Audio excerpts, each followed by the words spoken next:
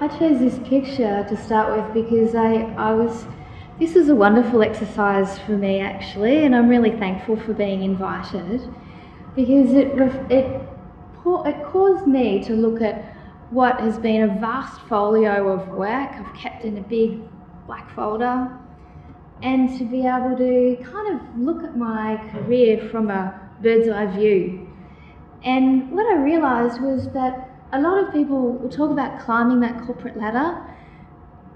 The reality, well at least in my case, is that it was more of a winding path, and quite often it was a deliberate decision to do so because I love adventure and I wanted my life to be that way. So I made career choices. So I suppose what I'm wanting to show you is some of the career choices that I've had, and in 20 years' time, this is likely to be a similar picture for you, and I'm really excited for you about that and what you'll get to see. So yeah, before I started uni, I wouldn't have described myself as being a particularly academic kind of student, but I was always really curious and loved writing stories. So I, through my high school library, found out about this great magazine called VoiceWorks. It's a national magazine, it's still around. You could write and get published in VoiceWorks. These days you actually get paid if your submission is accepted. So I wrote lots of stories about Vietnam vets, a man about to have a sex change, interviewed him, all sorts of stuff. It's fascinating. This VoiceWorks was run by an organisation called Express Media. I grew up in Melbourne and they had courses for teenagers all the time. Every weekend I'd be there. They'd have guest cartoonists and give you a go, and comedians talking about how they write their own stuff. And one of those guest speakers is a gentleman by the name of James Button. He's the son of the ex-Senator John Button. And he became a mentor of mine. So he was a journalist at the time. He was working for Time magazine. I interviewed him, wrote an article about him in VoiceWorks. He called me, it was one of the most exciting things in my life at the time. He called me at home to say, love your article, keep going, don't stop there, and would you like to come to Time for a week and follow me around? And I did, and it was amazing. To see somebody actually in the act of interviewing somebody else and all of the research leading up was just such a buzz. From that, I was just always looking out for new opportunities, volunteered to be a scriptwriter for a radio station, volunteered to write media releases for a play about footy. Then I went to TAFE. So as I say, I wasn't a particularly academic student. I think I just got scores high enough to go and be a teacher. I can remember chucking a big tanty at mum and saying, I don't want to be a teacher, I want to do something, to write. So I started at TAFE. It's admirable. So from there, had opportunities to get published in books. They had a publishing house. I was also volunteering for World Vision, got to know the people who work there in the office, had a chat and said I'd love to have the chance to go and be a journo in India. And they set it up for me. I paid my own way, but I travelled all over that country and stayed in slums, made documentaries, wrote articles at the age of 20, and it was brilliant. Then I went to uni. So I'd gone to TAFE and I had a bit of stuff under my belt, a bit of a starting portfolio. And these faces are, I was really fortunate to study at Deakin University, and a lot of their, as I have learnt at JCU, a lot of your teachers are published writers and they have this whole wealth of experience. So had very famous poets, novelists, if you recognise in Sepia, Alex Miller, one of Australia's best novelists. He wrote a story called Journey to the Stone Country that's actually based on, set in Townsville. So Gerald Murnane, short story writer. Then I worked went out in the workplace, and my first job, paid job, was as a journalist for a community development organisation. So I was writing content for the magazine, all sorts of stuff. Then I had a baby. So I'd got married, had a baby, and I decided that I wanted to keep writing. And you know, you get cabin fever if you've got a baby at home. And I wanted to keep writing, but in my own terms. So I started a website, and when hubby was home with baby, I'd go out and visit a unique shop and write a review, meet with people, go to food festivals, write about them. I basically made writing work for me in my own time. Then Bubby was a bit older, had a bit more flexibility, and so I was became an editor for a magazine. If you know Melbourne, it was all about Chapel Street. Anybody know that Chapel Street? Very groovy, high-end fashion street. A lot of the fashion designers in that street are also celebs. So I was sort of out there, foot to pavement, interviewing. I was given a great budget to go and say, hey, just fill this magazine with content. It was good fun. And then from there, got to know these designers. You're sensing a theme here. It was all about getting to know people. So I got to know the designers on the street, and they saw my writing and needed somebody who would do PR for them. So I moved into doing PR.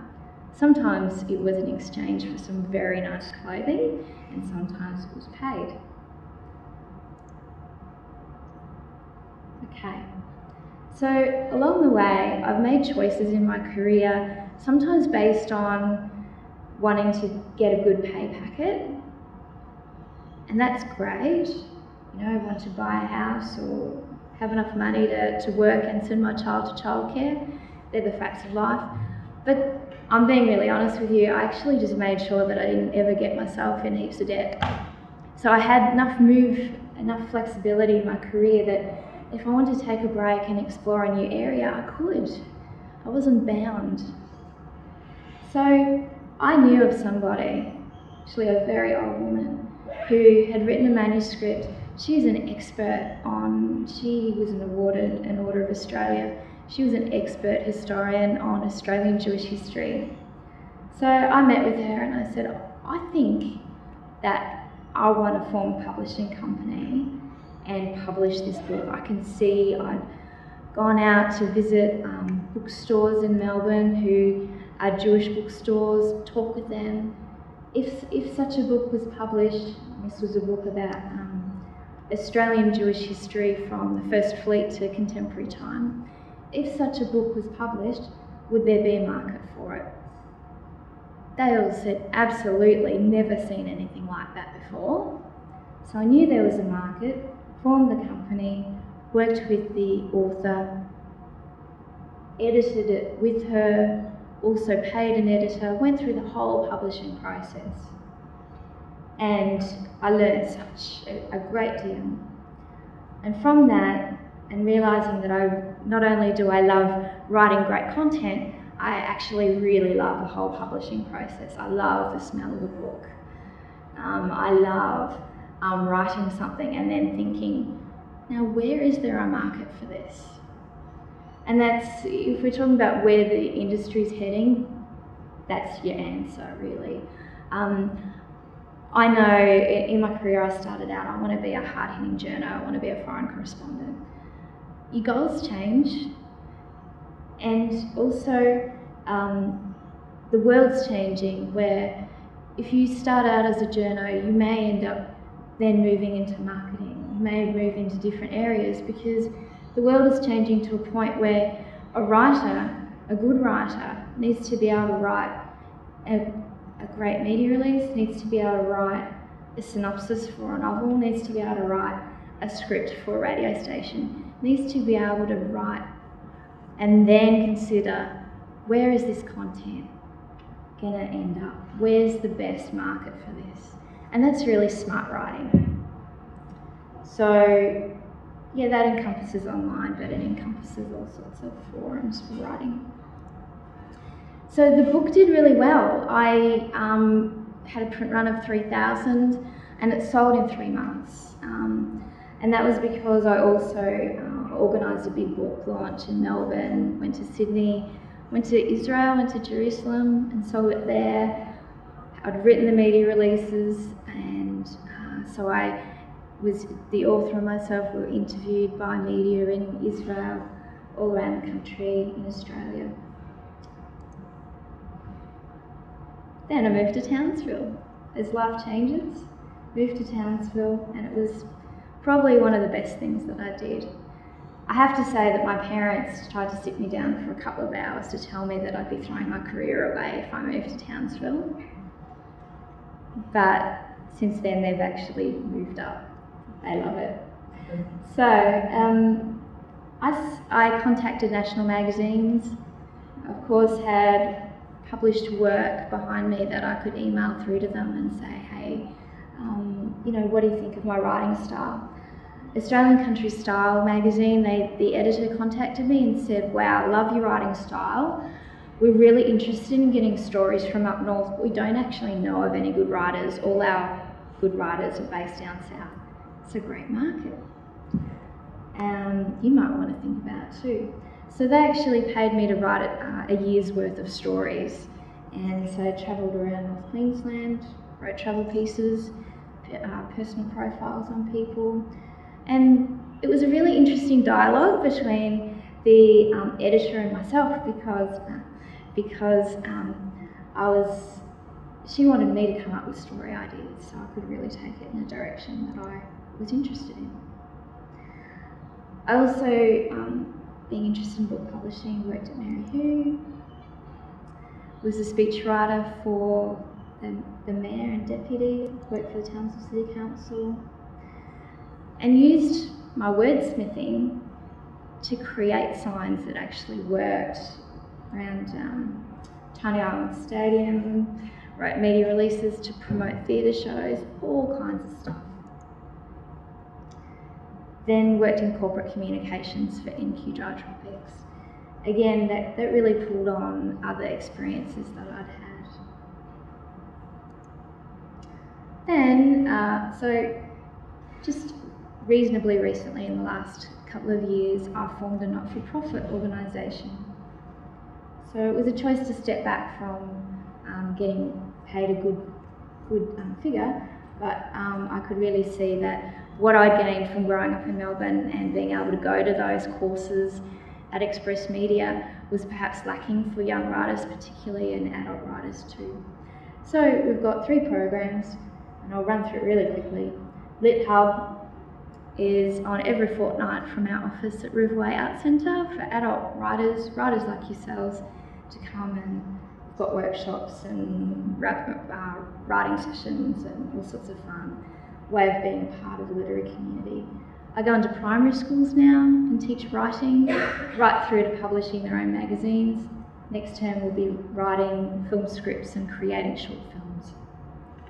And then we have a program for our secondary schools as well in the region.